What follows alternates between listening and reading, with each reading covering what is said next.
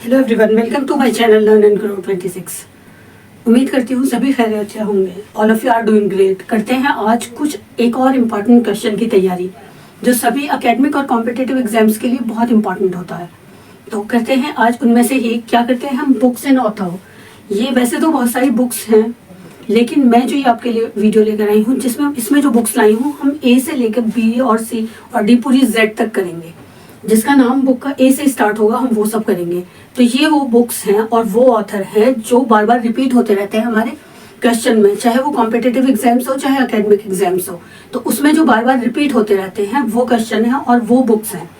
तो इसलिए आपको ज़्यादा करने की ज़रूरत नहीं है। अगर आप एक ये वीडियो देख लेंगे तो आपके एक दो क्वेश्चन पक्का आपके सही हो जाएंगे। अगर आप अच्छी तरह इसे बार बार दिन में 3-4 बार अगर इसे देखेंगे तो आपका एक क्वेश्चन ज़रूर, दो क्वेश्चन ज़रूर सही हो जाएंगे किसी भी कॉम्पिटिटिव या एकेडमिक एग्जाम्स के लिए। तो करते हैं कुछ इंपॉर्टेंट बुक्स। और जो लोग अपनी कन्वर्सेशन इंप्रूव करना चाहते हैं या इंग्लिश इंप्रूव करना चाहते हैं, तो फर्स्ट होता है हमारे स्टेप्स लिसनिंग। जितना हम सुनने की अपनी कैपेसिटी बढ़ाएंगे उतना हम अच्छा अपनी कन्वर्सेशन में भी अच्छे होंगे और हम इंग्लिश में भी अच्छे होंगे। ये ज़रूरी नहीं है कि कोई हिंदी बोल रहा है तो वो उससे कुछ नहीं आता है। सबसे ज़रूरी होती है हमारी कन्वर्सेशन। कि जो लोग अपने, ऐसे तो दुनिया में बहुत लोग हैं, लेकिन कुछ लोग जो ऊपर जाते हैं जिनका जो बोलते हैं वो तो सब बिल्कुल पिन ड्रॉप साइलेंस होकर सुनते हैं, तो वो कहलाती है अच्छी कन्वर्सेशन। उसके लिए सबसे ज़रूरी होता है हमें प्रैक्टिस करना, कि हमें सुनने की आदत होनी चाहिए। सबसे पहले तो इंसान की कन्वर्सेशन देखी जाती है। जब हम आपस में एक दूसरे से बात करते हैं तो सबसे ज़्यादा क्या इंपॉर्टेंट होता है, हमारी कन्वर्सेशन इंपॉर्टेंट होती है। इंग्लिश, हिंदी, किसी भी लैंग्वेज में हो, ये ज़रूरी नहीं होता कि आप इंग्लिश ही बोल रहे हैं तभी आप अच्छे लगेंगे सुनने में।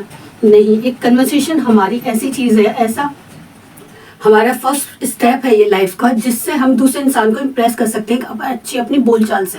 तो उसके लिए ज़रूरी होता है सबसे पहले हमें सुनने की आदत होना, कि हम सुनने के एक अच्छे लिसनर हो, दूसरे की बात सुने और अपनी बात रख पाए।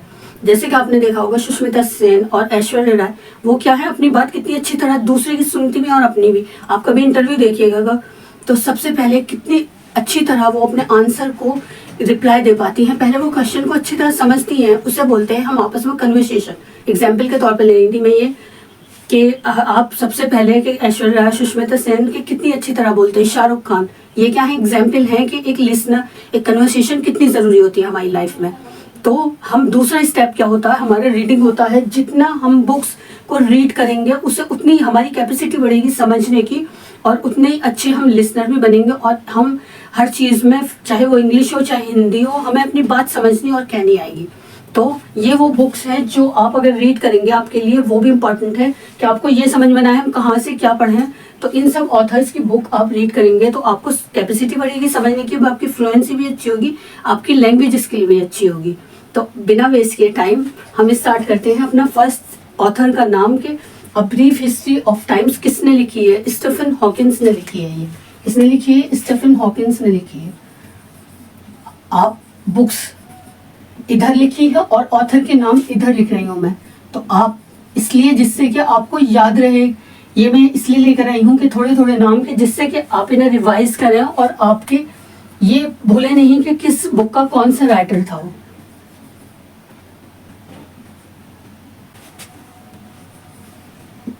सेकंड है अ डॉल्स हाउस। अ डॉल्स हाउस किसने लिखी थी? इब्सन ने। इसे आप कैसे याद रख सकते हैं? एक डॉल का घर किसका है? वो सुष्मिता सेन, एशियन सेन। कैसी लग रही थी वो? तो वो उनका पेजेंट हुआ था मिस वर्ल्ड का, तो वो डॉल के जैसी लग रही थी, जैसे एक डॉल का घर में रहती है डॉल। तो इसे याद रख सकते हैं, इब्सन इस तरीके से। अ फेयरवेल टू आर्म्स किसने लिखी थी? अर्नेस्ट हेमिंग ने। Ernest Hemingway.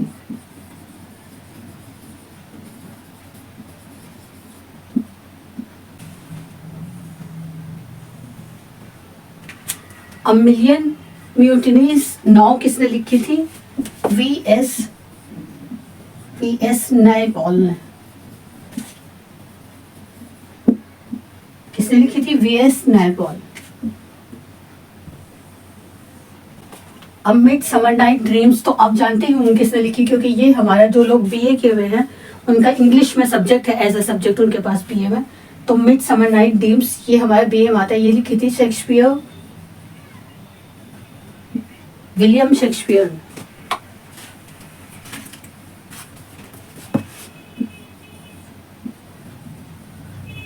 विलियम शेक्सपियर ने।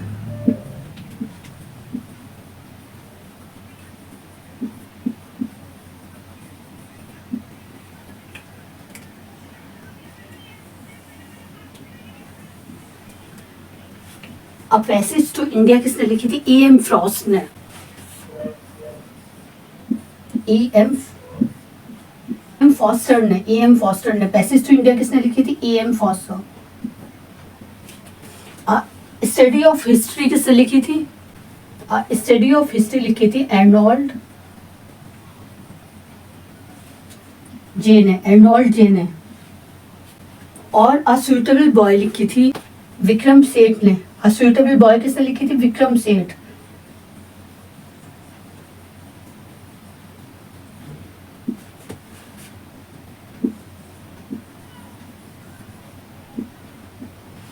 अ टेल्स ऑफ टू सिटीज किसने लिखी थी?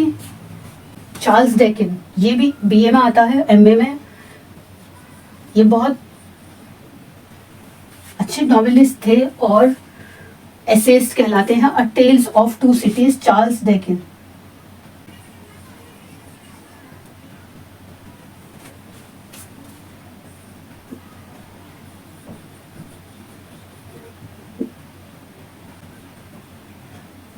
ये वो बुक्स हैं इधर की साइड, और इधर उन राइटर के नेम हैं जिसने ये बुक्स लिखी हैं, और ये वो बुक्स के नाम हैं और वो राइटर के नाम हैं जो अक्सर हमारे क्वेश्चन में रिपीट होते रहते हैं। तो इसलिए मैं वो सब बुक्स लेकर आई हूँ और ऑथर के नाम, जिससे कि जो बार बार रिपीट होते रहते हैं, जो आपको बहुत सारे ना कर थोड़े शॉर्ट में आपको ए से लेकर जेड तक सभी बुक्स के और ऑथर के नाम में लेकर आऊंगी, आपके लिए कंप्लीट कराऊंगी। तो इसलिए आप मेरी वीडियो को लाइक, शेयर और सब्सक्राइब करें और प्रेस द बेल आइकन, जिससे कि आपको आने वाली वीडियो की नोटिफिकेशन मिलती रहे। और ये आपको यूजफुल और इम्पॉर्टेंट लगे अगर, तो आप प्लीज़ लाइक, शेयर और सब्सक्राइब करें, वरना तो रहने दें। और ये वो बुक्स हैं जो मैं शॉर्ट में कर आपको, जो प्रीवियस एग्जाम्स में हमारे में आ चुकी हैं, कॉम्पिटिटिव एग्जाम्स में, और अक्सर आती है, इसलिए बहुत सारी ना कर आप शॉर्ट में अगर ये 2-3 वीडियो भी देख जाएंगे जिसमें मेरी पूरी ए से जेड तक बुक्स कराऊंगी, तो आपको फिर ऑथर और बुक के कभी भी क्वेश्चन रॉन्ग नहीं होंगे। तो करते हैं अभी, और बाकी अभी आप इन सबको नोट डाउन कर लीजिए, स्क्रीनशॉट ले लीजिए, जिससे कि आप इन्हें बार बार रिवाइज करें या फिर डाउनलोड कर लें इस पूरे वीडियो को, जिससे कि आप इन बुक्स को ज़्यादा ना कर आप शॉर्ट में जो इम्पोर्टेंट है वो कर पाएँ, जो मेन पॉइंट्स है। हमेशा हम जब पूरा कोर्स रिवाइज करते हैं तो हम मेन पॉइंट रिवाइज करते हैं, जिससे कि वो हमारा कंफ्यूजिंग ना हो, सब हौच पौच ना हो। बार बार रिवाइज करने से हमारा वो पक्का भी हो जाता है और हमारी याद भी रहता है। तो इसलिए इनको डाउनलोड कर लें या फिर इनका स्क्रीनशॉट ले लें और इन्हें बार बार रिवाइज करें, तो आपको कभी भी ये क्वेश्चन आपका गलत नहीं हो पाएगा। इसमें बुक्स और ऑथर का, अगर आपको इधर ऑथर का पूछते हैं तो आप बुक्स का नाम ले पाएंगे, बुक्स का नाम भी लर्न करें और ऑथर का भी करें, क्योंकि कभी कभी हमें बुक्स दे देते हैं, ऑथर का नाम पूछते हैं, और कभी कभी हमें ऑथर का नाम दे देते हैं और ऑल्टरनेटिव में बुक्स दे देते हैं कि आपको बुक्स बताइए कि किस ऑथर ने लिखी है। तो इसलिए दोनों साइड आप ध्यान से करें। अब चलते हैं बाकी और पर, करते हैं बाकी और। अ वीक विद गांधी किसने लिखी थी? अ वीक विद गांधी, कुछ आइडिया है? नहीं, मैं बताती हूँ आपको।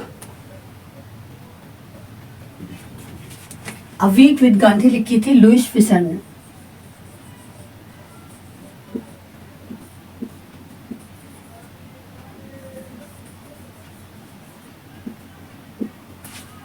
अ वीक विद गांधी किसने लिखी थी? लुईस फिशर ने लिखी थी। ऐसे भी आप देख सकते हैं, आपके एक वीक किसने गांधी के साथ बिताया था? वो बिताया था लुईस फिशर ने। अकबरनामा तो सभी को याद होगा, अबू फजल ने लिखी थी। ये तो बहुत बार पूछा जा चुका है, सभी कॉम्पिटिटिव एग्जाम्स में बहुत बार हो चुका। उसके बाद आती है बहुत इंपॉर्टेंट बुक जो हम छोटी क्लासेस में पढ़ी थी, और जब हमारा चैप्टर स्टार्ट हुआ था तो हमें ये समझ में नहीं आया था कि ये केव के अंदर कैसे पहुंच गई अचानक लड़की। वो क्या है, एक रैबिट के बरो के अंदर से और बहुत बड़े एक रूम में पहुंच जाती है। तो ये क्या है? Alice in Wonderland. आपने देखा होगा छोटी क्लासेस में रेडियंट रीडर बुक लगती थी, तो ये उसमें कहानी सी। तो एलिस इन वंडरलैंड किसने लिखी थी? लुइस कैरोल ने लिखी थी। ये तो बहुत इंपॉर्टेंट है और बहुत ही अच्छा बुक थी। जो बच्चे रेडियंट रीडर शुरू में पढ़ी हो उन लोगों को बहुत अच्छी तरह याद होगा ये पूरा चैप्टर, एलिस इन वंडरलैंड। मुझे सुनते ही मेरे दिमाग में रिमाइंड हो गया, क्योंकि ये सब बुक्स मैं किस लिए लेकर आई हूँ कि ये सिर्फ आज हम ए से करेंगे, कल बी सी डी, जिससे कि जैसे मुझे ये एकदम देखते ही नाम याद आ गया, इसी तरह आप भी अगर इन बुक्स को एक बार कुछ ऐसे कर कर किसी चीज़ से रिजेंबल कर कर याद रखेंगे तो वो आपको हमेशा याद रहेगा, आप कभी नहीं भूल पाएंगे। जैसे all things bright and beautiful, क्या है, सभी चीज़ ब्राइट और ब्यूटीफुल होनी चाहिए। तो वो किसने बताया हमें? जेम्स हैरियट ने बताया कि सभी चीज़ हमारी जो ना ब्राइट और ब्यूटीफुल होनी चाहिए। कैसे याद रख सकते हैं हम? जेम्स ने क्या बनाया था? हमारे स्टीम इंजन। तो उन्होंने क्या कर दिया था, हम जब ट्रेन में जाते हैं तो हमें विंडो से बाहर देखते हैं तो सब चीज़ बहुत अच्छी हरी हरी लगती है। तो वो कैसे याद रख सकते हैं आप? जहाँ सब चीज़ ब्राइट और ब्यूटीफुल लगती है। तो जेम्स ने इंजन बनाया था, तो ट्रेन में जाते हुए स्टीम इंजन, तो जब हम ट्रेन में जाते हैं तो सब चीज़ ब्यूटीफुल होती है। तो वो किसने लिखा था? James Herriot. All's well that ends well, ये तो आप 3 इडियट से याद रख सकते हैं। All is well, all is well. तो ये किसने लिखी थी? विलियम शेक्सपियर ने। जहां पर ऑल वेल होता है तो वो कौन बताते हैं? विलियम शेक्सपियर बताते हैं।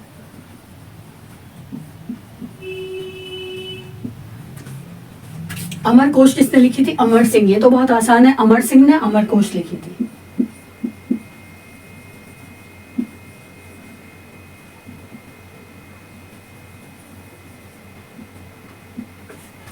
एन एरिया ऑफ डार्कनेस, अभी हमने इनकी एक पोयम, एक बुक पहले भी करी है। कौन है ये? वी एस नैपॉल ने क्या लिखी है? An area of darkness. और इनकी अभी हमने थोड़ी देर पहले भी एक करी है। तो उन दोनों को आप आपस में, कि ये किसने लिखी है? V S Naipaul. ऐसे कर याद रख सकते हैं, कुछ भी रख सकते हैं कि पूरा एरिया क्या हो गया? डार्क हो गया। कौन बता रहे हैं? नैपॉल बता रहे हैं। एंड इक्वल म्यूजिक किसने लिखी है? विक्रम सेठ। इक्वल म्यूजिक, कि सारा म्यूजिक क्या होते हैं? सभी म्यूजिक इक्वल होते हैं, बराबर होते हैं। ये किसने बताया हमें? विक्रम सेठ ने।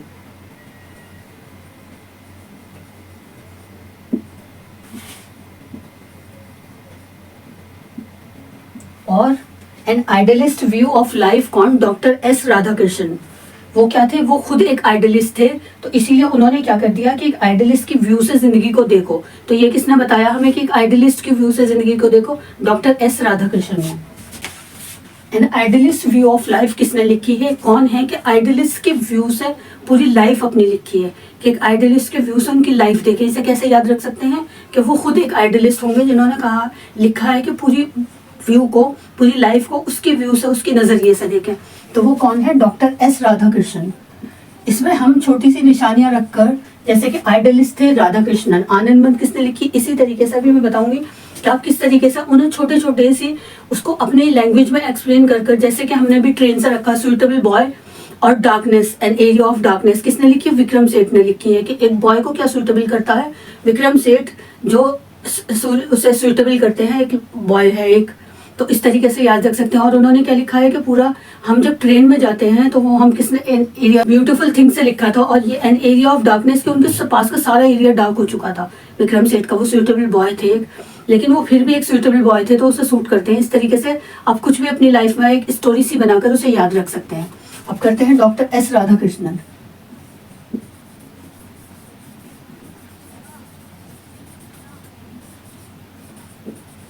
डॉक्टर एस राधाकृष्णन ने क्या लिखी थी? An idealist view of life. और आनंद मठ किसने लिखी थी? ये तो बहुत आसान है, बंकिम चंद्र चटर्जी ने। बहुत बार आ चुका है, ये हमें छोटी क्लासेस से याद कराया जाता।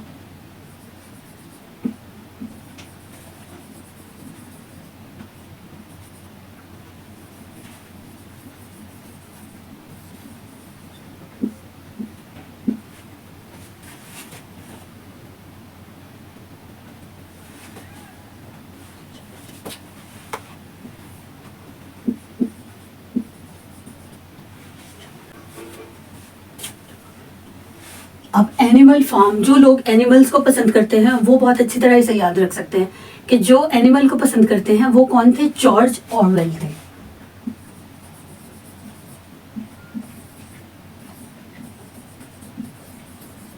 जॉर्ज ऑरवेल ने किसने? एनिमल फार्म बनाया था पूरा, वो एनिमल्स को याद रखते थे। तो वो कौन थे? जॉर्ज ऑरवेल थे। एना कैरेनियन किसने लिखी थी? लियो टॉल्स्टॉय ने लिखी थी। एना कैरेनियन। और एंटोनी एंड क्लियोपेट्रा किसने लिखी थी? विलियम शेक्सपियर ने। ये तो हमारा बीए में आता है, इसलिए इसे किसी को याद करने की ज़रूरत नहीं है। ये बीए में पूरी बुक है, और एमए में जो लोग एमए इंग्लिश और बीए कर चुके हैं उन लोगों के पास पूरी बुक्स होगी, ये पढ़ चुके हैं।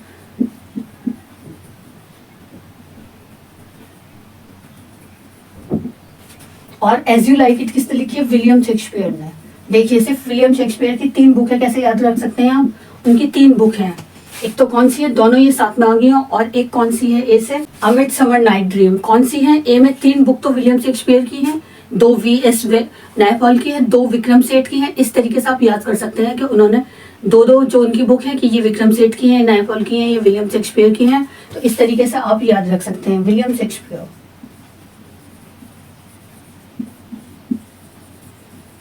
और लास्ट कौन है? ए से। उसके बाद हम करेंगे बी से नेक्स्ट वीडियो में। गुनर। एशिया का पूरा ड्रामा किसने लिखा है? जो एशियन ड्रामा लिखा है पूरे एशिया का, आप सोच लेंगे पूरे एशिया में कौन, किसने पूरा एशिया को उठाकर अपने ड्रामे में रख दिया है, वो कौन है? गुनर।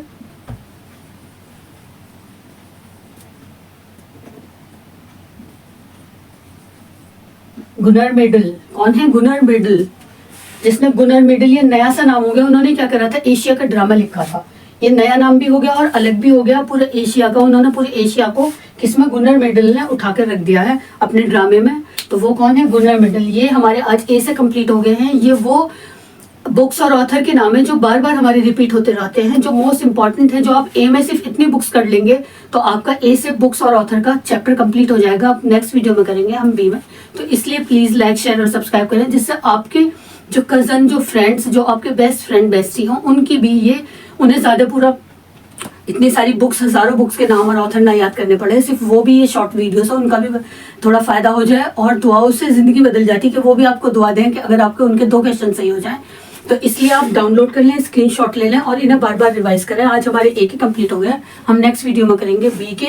तो आप उनके साथ लाइक, शेयर और सब्सक्राइब करें और कमेंट करें अगर आपको कुछ भी समझ में ना आए मेरा, या मैं तेज बोलती हूँ, या आपको कैसा लगता है। क्योंकि सभी की बहुत सारी वीडियो हम देखते हैं, लेकिन जो हमें, जिनका बोलने का वे अच्छा लगता है, जिन्हें समझाने का वे अच्छा लगता है, हम उन्हें ज्यादा देखना पसंद करते हैं। वो लोग ज्यादा फेमस हो जाते हैं और जो बेचारे जिनकी नहीं हो पाती हैं वो रह जाते हैं। तो इसलिए सबसे जरूरी होता है कि मैं समझाने का तरीका, एक बुक टीचर्स का क्या होना चाहिए, समझाने का, एक्सप्लेन करके, जिससे कि जो एवरेज बच्चे हैं उनको भी समझ में आए। तो आपको मेरा कैसा लगता है प्लीज कमेंट करके बताएं, लाइक, शेयर और सब्सक्राइब करें। Thank you for watching my videos. फिर मिलते हैं नेक्स्ट वीडियो में इसी तरह शबा खैर, और फिर मिलते हैं नेक्स्ट वीडियो में।